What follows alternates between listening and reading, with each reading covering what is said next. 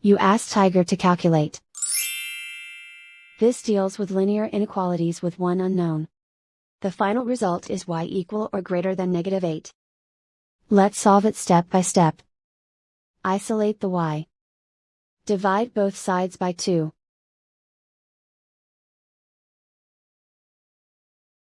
Simplify the fraction.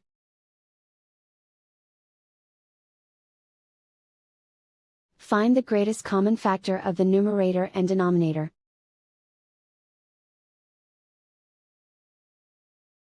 Factor out and cancel the greatest common factor.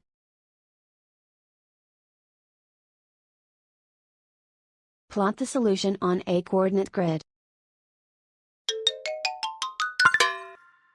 And so the final result is y equal or greater than -8.